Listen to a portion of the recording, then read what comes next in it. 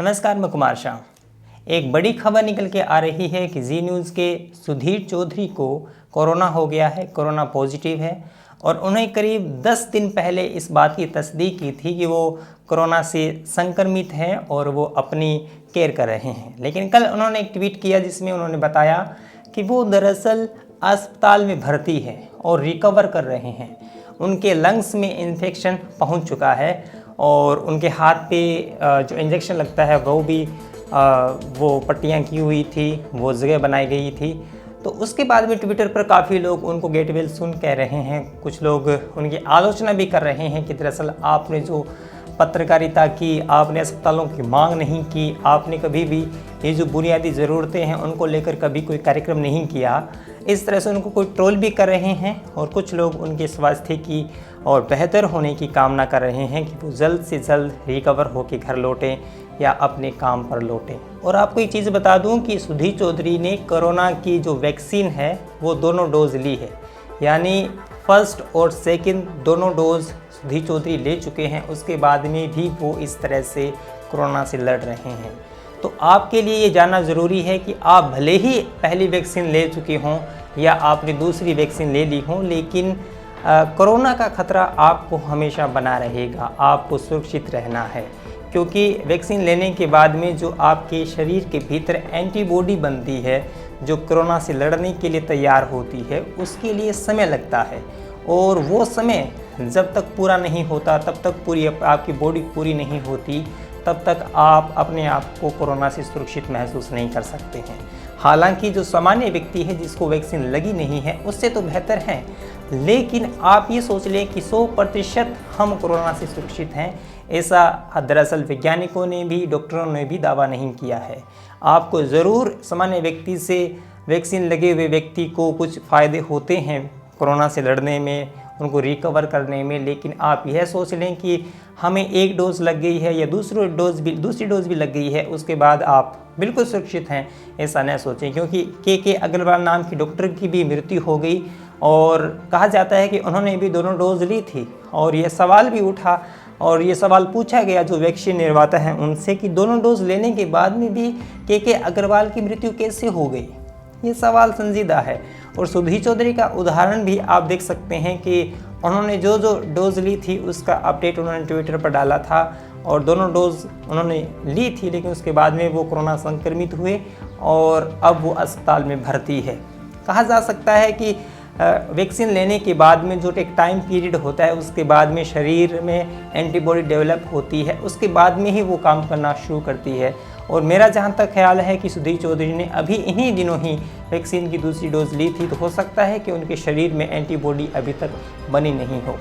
लेकिन मैं इस वीडियो में एक दूसरी बात कहना ये चाहता हूँ। पहली बात ये हो गई जो कि काम की बात थी। दूसरी बात ये कि लोगों की जो नफ़रत है वो इस घड़ी में भी कम नहीं होती है। सुधीर चौधरी से मैं बड़ा असहमत हूँ, उनकी पत्रकारिता से, उनके विचारों से, और होना भी चाहिए, क्योंकि शिक्षित और बौद्धिक लोगों की यही पहचान होती है कि वो वैचारिक रूप से मतभेद रखते हैं, न कि व्यवहारिक रूप से। अब जब सुधीर चौधरी अस्पताल में भर्ती है, रिकवर कर रहे हैं, कोरोना से लड़ रहे हैं, तो मेरा फ़र्ज़ ये नहीं बनता कि मैं उनकी दनादन आलोचना करूं और उनको ये कहूं कि आपने अस्पतालों पर कार्यक्रम नहीं किए थे इसलिए आपको ये मिला है, इसलिए आप बीमार हुए हैं। ये देखिए, ये असंवेदनशील बात है। मनुष्य होने के नाते, व्यवहारिक रूप से देश के एक नागरिक होने के नाते, आप किसी एक नागरिक के बीमार होने पर आप उसको पछोटेंगे नहीं। ये हमारा एक नैतिक दायित्व बनता है कि एक मरीज जो कि अस्पताल में भर्ती है, हम उसका साहस बढ़ाएं, हम उसकी हिम्मत बढ़ाएं ताकि वो रिकवर हो सके। जब वो स्वस्थ हो जाए, जब वो हमारे सामने आ जाए, जब वो वापस काम पर लौट आए, तब हम सवाल कर सकते हैं कि देखिए कि आपको अब देश के जो बुनियादी मुद्दे हैं उनकी ओर आपको बढ़ना चाहिए, क्योंकि बहुत हो चुका। जितने लोग मर रहे हैं, जितने लोग संक्रमित हो रहे हैं, आप अगर देश में बुनियादी ज़रूरतों के लिए आवाज़ नहीं उठाएंगे तो निश्चित रूप से ये महामारियाँ, ज़रूरी नहीं है कि यह अंतिम महामारी है, ज़रूरी नहीं है कि स्वास्थ्य के रूप से जो आपातकाल स्थिति है देश के अंदर ये अंतिम है। बहुत लंबा समय है। जब तक हम नींव नहीं डालेंगे तब तक आने वाली नस्लें कैसे लड़ पाएंगे। मैंने जो सोशल मीडिया पर अनुभव किया है वो मैं आपको बताना चाहता हूँ। सोशल मीडिया पर एक ऐसी जमात पैदा हो गई है, एक ऐसा वर्ग पैदा हो गया है जिससे वो वैचारिक असहमति रखता है, वह उसके मरने की ही कामना करने लग गया है। नफ़रत यहाँ तक पहुँच गई है। नफ़रत केवल वो ही लोग नहीं कर रहे, नफ़रत दरअसल उनके दिलों में भी जा चुकी है जो लोग अपने आप को सद्भावना के प्रतीक के रूप में देखते हैं, अपने आप को समाज के अंदर शांति स्थापना करने के रूप में देखते हैं। लेकिन जब आप उनको कुरेदेंगे, जब आप पाएंगे कि उनके अंदर अशांति, उनके अंदर जो नफ़रत है वो काफ़ी जटिल और गहरी है। मैं उदाहरण स्वरूप आपको बताता हूँ। जब रोहित सरदाना पॉजिटिव हुए थे, उन्होंने जो ट्वीट करके ये जानकारी दी थी, तो उसके रिप्लाई में मैंने ये लिखा था कि आप जल्दी स्वस्थ हों और वापस आप लौट के आएँ, गेट वेल सून मैंने कहा था। तो कुछ लोगों ने मुझे कहा कि आपने रोहित सरदाना को कैसे कहा कि आप सही हो जाएं। तो मैंने पलटकर जवाब दिया कि क्या आप ये चाहते हैं कि रोहित सरदाना सही न हो? नहीं, हम ये तो नहीं चाहते, लेकिन आप तो असहमत हैं, आपने तो अनेक वीडियो उनके खिलाफ बनाए हैं। तो फिर मैंने अगर उनकी आलोचना की है, मैंने अगर उनके खिलाफ वीडियो बनाए हैं, तो वो तो हम बिल्कुल दोनों स्वस्थ थे, दोनों वैचारिक रूप से लड़ने के लिए स्वस्थ थे, तैयार थे, तब की बात है। अब वो बीमार हैं तो मेरा क्या फ़र्ज़ है? मैं वैसे ही लड़ूँ? मेरा फ़र्ज़ है कि उसका साहस बढ़ाऊं, उनके प्रति अपनी सहानुभूति प्रकट करूं। लेकिन दुखद ये हुआ कि रोहित सरदाना नहीं रहे।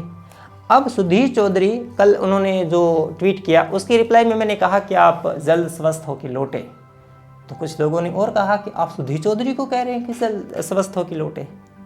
तो मेरा वही सवाल, प्रत्युत्तर मेरा वही कि आप क्या चाहते हैं कि वो सही न हो? तो आप इन शब्दों के पीछे उनके भीतर बैठी नफ़रत को पहचानिए। सुधीर चौधरी से मैं असहमत हूँ, उनके काम से असहमत हूँ, लेकिन सुधीर चौधरी से व्यक्तिगत रूप से मैं नफ़रत करने लग जाऊँ, ये कैसे हो सकता है?